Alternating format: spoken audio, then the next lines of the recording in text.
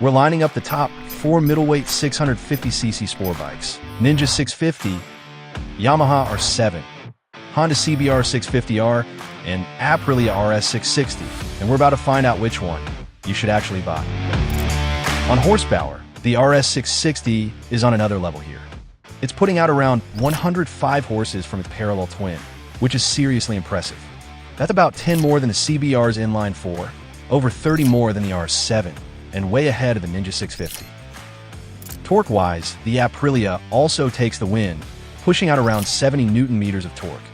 The R7 is pretty close behind, then the Ninja, and the CBR sits last, which makes sense because inline 4s usually love to rev and make their numbers up top, while twins tend to deliver more punch down low and in the mid-range. But as you can see, that's not really what's happening with the Aprilia here, and we'll dive into that in a bit. As for weight, Aprilia wins again at about 183 kilograms. The R7 is close at 189 kilograms. The Ninja adds 4 kilo on top of that, and the CBR is the heaviest here at 211 kilograms.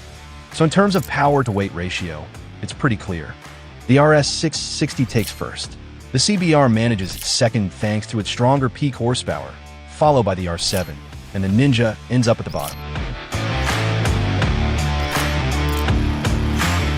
Alright, now let's talk about what's really going on under the fairings.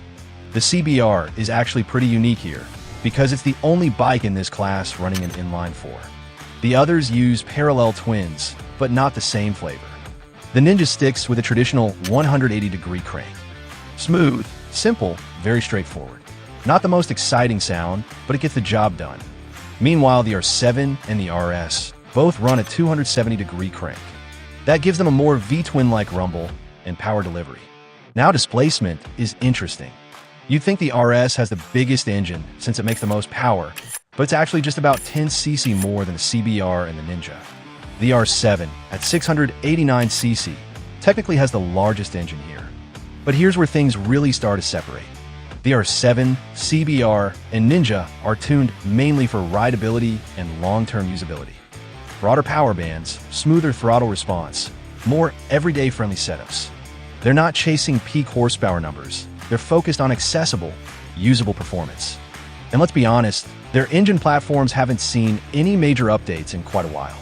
They're proven, refined, reliable, but not exactly cutting edge anymore. The RS 660? Completely different mindset. Its engine architecture and tuning goals are on another level. It's basically derived from half of the Aprilia RS V4. More aggressive cam timing, higher compression, higher redline than most twins in this segment. Everything about it is designed to squeeze serious performance out of that displacement. Aprilia positioned the RS closer to a lightweight supersport rather than just a comfortable middleweight sport bike. And that's exactly why it behaves differently from the rest.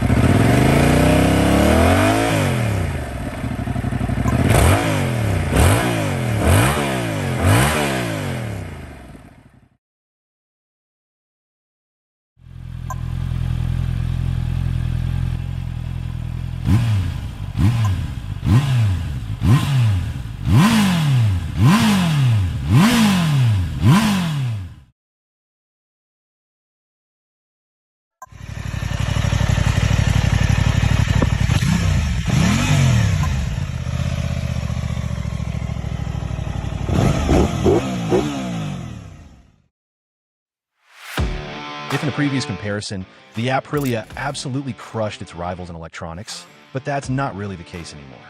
The R7 got a massive electronics upgrade, and now it's playing in the same league as the Aprilia, maybe even pushing it in some areas. Both bikes now come stacked. IMU, cornering ABS, ride-by-wire, multiple riding modes, lean-sensitive traction control, wheelie control, slide control, engine brake control, cruise control, launch control, quick shifter, and a full TFT with smartphone connectivity and multimedia. That's superbike level stuff in this segment. The RS has a pit lane limiter, but the R7 fights back with a customizable speed limiter, back torque limiter, and navigation system from Garmin. Now on the other side, the Ninja and CBR feel a bit stuck in the past when it comes to electronics. Electronics are pretty basic. Standard ABS, no IMU, no ride-by-wire. They've got basic traction control, TFT dash, multimedia, but that's about it. Compared to the R7 and RS, it feels pretty bare bones. The only trick feature here is Honda's e-clutch on the CBR. You can basically ride without touching the clutch lever. Launch, upshift, downshift, even come to a stop, and the system handles the clutch for you. You still have to shift gears, of course, but the clutch work is handled electronically. Aprilia keeps flexing when we move to the chassis. The RS is the only one here running an aluminum perimeter frame. It's the most advanced, lightweight, and definitely the most expensive setup in this group. The R7 uses a diamond tubular steel frame with an aluminum center brace. It keeps the bike very narrow and gives optimized stiffness, which translates into more direct feedback from the front end. The CBR runs a steel diamond frame with twin elliptical spars, tuned for stability and that solid planted feel. It's not the lightest, but it feels stable, especially at higher speeds. The Ninja 650 sticks to a steel trellis frame. It's cheaper to produce and easier to maintain.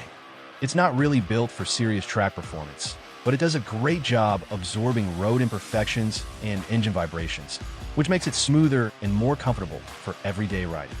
Up front, the RS, R7, and CBR all get telescopic upside-down forks, while the Ninja is still holding onto a conventional telescopic fork since 2006.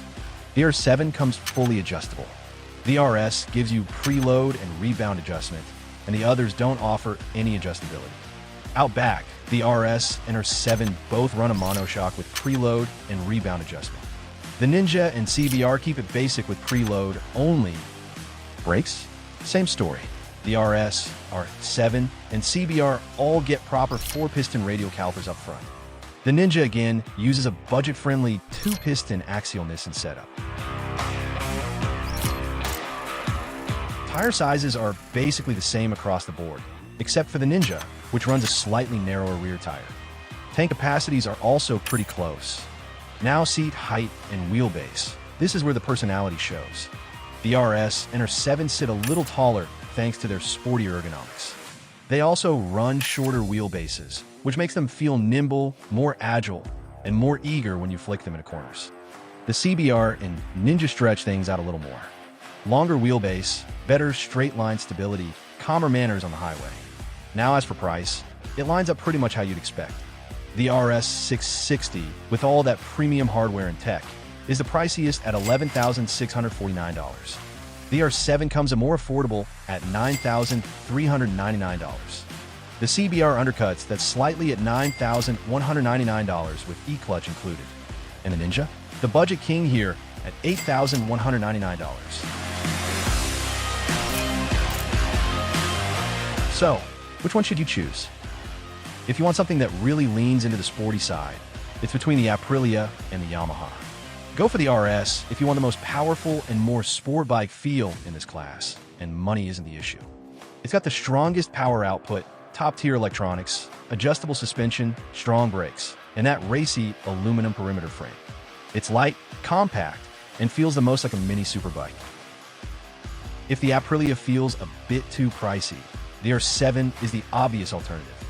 Power is slightly lower and tuned more for strong low and mid-range punch, but the electronics are now basically on par with the RS. You even get a fully adjustable fork. Yes, it still runs a steel diamond frame derived from the MT-07, so it might not feel quite as fast or as stable through high-speed, flowing corners as the RS. But when it's about $2,000 cheaper, it's really hard to complain. Now, if an inline-4 is non-negotiable for you, then the CBR is your pick. It's more revvy than the twins, but still plenty fast for everyday riding. The riding position is more comfortable, and that smooth inline-4 character makes it great at highway, cruising, or commuting. And if you're on a tighter budget and you don't really care about electronic rider aids, racy perimeter frames, or upside-down forks, then the Kawasaki Ninja 650 makes a lot of sense.